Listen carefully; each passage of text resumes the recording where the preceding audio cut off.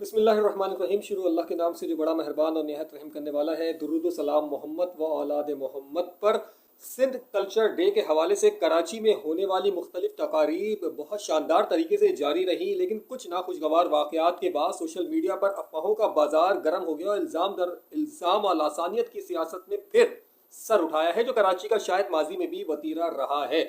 M Q M کے بانی الطاف حسین کیا 9 تاریخ کو واپس آ جائیں گے یا 16 تاریخ کو واپس آ جائیں گے، یا پھر لندن کے حوالے سے چلنے والی سوشل میڈیا کی اطلاعات میں کتنی صداقت ہے اور اس کو کس حد تک درست تسلیم کیا جانا چاہیے، اور کیا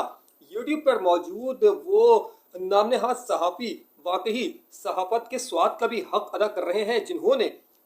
بغیر تصدیق کی خبروں کو لوگوں تک پہنچا دیا، اور کیا ہماری قوم کا وتیرہ یہی بن گیا ہے کہ ایک کان سے سن کر دوسرے سے نکالنے والی مثال کو بھی اب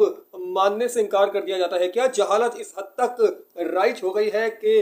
جو کہا اور جو من پسند خبر لگی اسے خبر مان کے آگے پھیلا دیا گیا؟ اس طرح تو معاشرے کبھی تشکیل نہیں پاتے. سب سے پہلے بات کریں گے ایم کیو ایم کے بانی الطاف حسین کے حوالے سے، لیکن اس سے پہلے میں یہ چاہوں گا کہ سندھ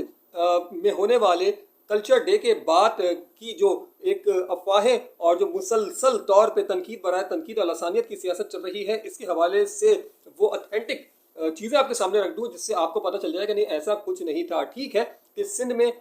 خاص طور پہ کراچی میں ہونے والے کچھ ناخوشگوار واقعات پہ لوگوں میں بہت غصہ، غم و غصہ پایا جاتا ہے، اور اس کو ہم نے سوشل میڈیا پہ اس کا اظہار بھی دیکھ لیا. کہیں بھی یہ بات تسلیم نہیں کی جا سکتی اور کہیں بھی اس بات پر کوئی دو رائے نہیں بنتی کہ سندھ کی قوم اور سندھ میں بسنے والے تمام افراد، چاہے وہ سندھی اسپیکنگ ہو یا اردو اسپیکنگ ہو، ان کا کبھی یہ وتیرہ نہیں رہا ہے کہ وہ ماؤں بہنوں کو پریشان کریں، یا کبھی ان کا یہ وتیرہ نہیں رہا ہے کہ وہ کسی بھی ایسی ایکٹیویٹی میں شامل ہو جائیں جو کہ معاشی اعتبار سے، معاشرتی اعتبار سے جو ہے وہ سوسائٹی کے لیے ناخوشگوار ہو. سوال ہی پیدا نہیں ہوتا کہ ایک ایسی قوم جس کو مہمان نواز کہا جاتا ہے اس میں کچھ ایسے اشتعال انگیز لوگوں کی بڑی تعداد ہو. کچھ تو ہو سکتا ہے لیکن کوئی بڑی تعداد ہو جو سڑکوں پہ ماؤں بہنوں کو پریشان کرے. اگر سوشل میڈیا پہ گورنر ہاؤس اور صدر کے اعتراف کی سڑکوں پہ کچرا دکھایا جا رہا ہے تو اس میں آپ ایک قوم کو یا کچھ لوگوں کو نشانہ نہیں بنا سکتے، بلکہ یہ اوور آل ہمارا المیہ ہی ہے کہ کہیں پر بھی موب، جلسے، جلوس یا لوگوں کی بڑی تعداد ہوتی ہے تو کچرا سڑک پہ پھینکنا تو یہ اپنا وتیرہ بلکہ عین واجب ہی سمجھتے ہیں. اس کو بنیاد بنا کر آپ کسی کے کلچر ڈے کو نشانہ نہیں بنا سکتے. ہاں ضرور کچھ خواتین نے اپنی گاڑیوں کے اندر بیٹھے ہوئے ایسی ویڈیوز بنائی ہیں جس میں کچھ نوجوان جو ہیں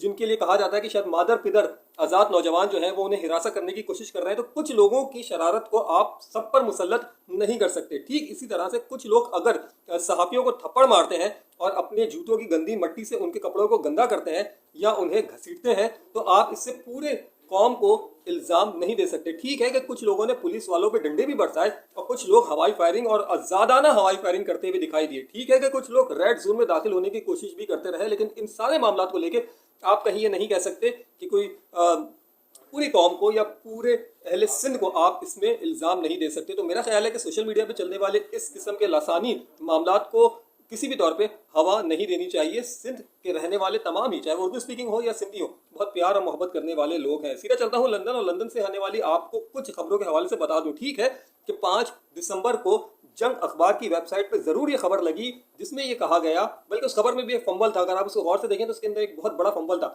ابتدائی سطروں میں، ابتدائی لائنوں میں یہ لکھا گیا کہ رابطہ کمیٹی جو ایم کیو ایم لندن کی ایک رابطہ کمیٹی ہے، اس نے یہ اناؤنس کیا کہ ایم کیو ایم کے کارکنان یعنی کہ ایم کیو ایم لندن کے حمایتی کارکنان جو ہیں وہ دنیا میں کہیں پر بھی ہو وہ پاکستان پہنچنے کے لیے تیاری کریں اور مستقبل قریب میں انہیں پاکستان آنا ہے. اور اگلی سطروں میں یہ لکھا تھا کہ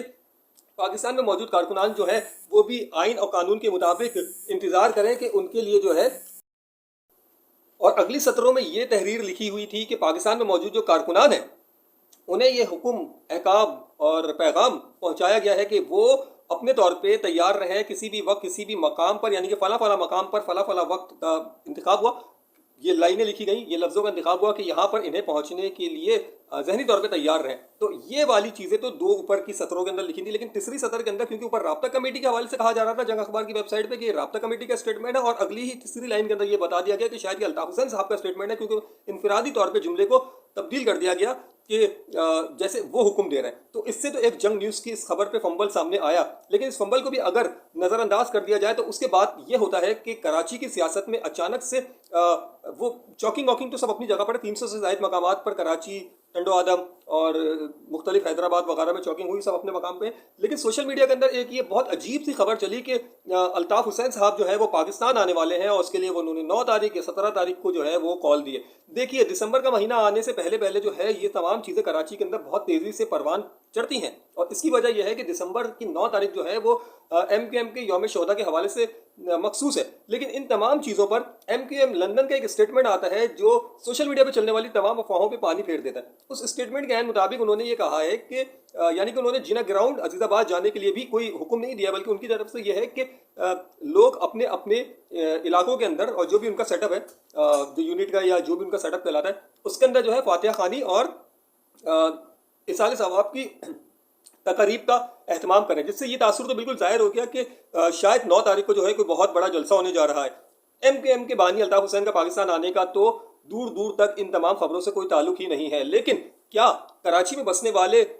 जो माजी में पढ़े लिखे और बाअदब लोग कहलाते थे, क्या उन पर अब ये ज़ेब देता है कि सोशल मीडिया पर चलने वाली इस किस्म की अफवाहों पर ना सिर्फ खुद यकीन कर लें बल्कि आगे भी फैला दें? हाँ, आया कि ये बात बिल्कुल अभी भी ज़राए के हवाले से दुरुस्त है कि शायद कोई ऐसे मामलात हो जिसमें कि माफ़ी कबूल की जाए, क्योंकि कहा यह जा रहा है कि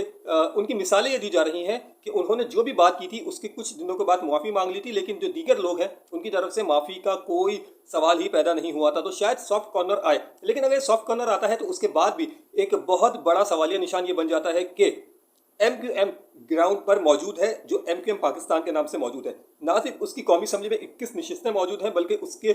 जो अरकान हैं वो विफाकी वजारतों पर भी मौजूद है। और बिलखुसूस मुस्तफ़ा कमाल साहब, जिनके हवाले से कहा जाता है कि वो माजी में MQM के बानी पर शदीद तनकीद कर चुके हैं, तो ऐसा कैसे हो सकता है कि एक चलते हुए हुकूमती निज़ाम के अंदर, एक हुकूमती सेटअप के अंदर जिसमें विफाकी वज़रा भी MQM के ही मौजूद हो, उसके अंदर एक बानी को वापस लाया जाए और बानी की सियासत पर वापस आने के बाद इन तमाम लोगों को राज़ी कर लिया जाए। ये बिल्कुल दुरुस्त है कि MQM पाकिस्तान के अंदर अपने इख्तिलाफात बहुत ज़्यादा बढ़ चुके हैं। ये बिल्कुल दुरुस्त है कि मुस्तफ़ा कमाल साहब ने जो प्रेस कॉन्फ्रेंस के अंदर बात की वो बहुत सख्त थी। ये बिल्कुल दुरुस्त है कि MQM पाकिस्तान के अंदर भी ये चमगोइयाँ अब शुरू हो गई हैं कि क्या बानी को दोबारा इजाज़त मिलने जा रही है। लेकिन ये सारी चीज़ें अब तक ज़राए के हवाले से है, और मैं आपको एक बार फिर बता दूँ कि इसके ऊपर स्टैम्प जो है, अथेंटिक स्टैम्प जब लगेगी जब लाहौर हाई कोर्ट से कोई फैसला आता है। और आप याद रखिए कि लाहौर हाई कोर्ट ने बानी MQM की तकारीर पर पाबंदी लगा रखी है, यानी कि उसकी नशर पर, उसकी इशात पर पाबंदी लगा रखी है। तो ये सारी सूरत हाल है कि अफवाहों का बाजार हमेशा से गर्म रहता है और अफवाहें ही होती हैं, उसका रियलिटी से कोई ताल्लुक नहीं होता। अगर आप रियलिटी की बात करना चाहें तो रियलिटी इस वक्त ये है कि पाकिस्तानी सियासत में बहुत ज़्यादा उतार चढ़ाव है। मैं ये नहीं कहता कि गैर यकीनी सूरत हाल है, लेकिन उतार चढ़ाव में बहुत सारे मामलात होते हैं। एक अच्छे शहरी की जिम्मेदारी ये होती है कि वो उतार चढ़ाव की सियासत के दौरान और दीगर निजी मामलात में भी उन चीज़ों को आगे ना बढ़ाया करे जिसके ऊपर वो खुद भी यकीन नहीं करता या अकली दलील उसके ऊपर कायम नहीं होती। अपना बहुत ज़्यादा ख्याल रखिएगा। उवैस हुसैन सैयद, इजाज़त, अल्लाह ने के बाद।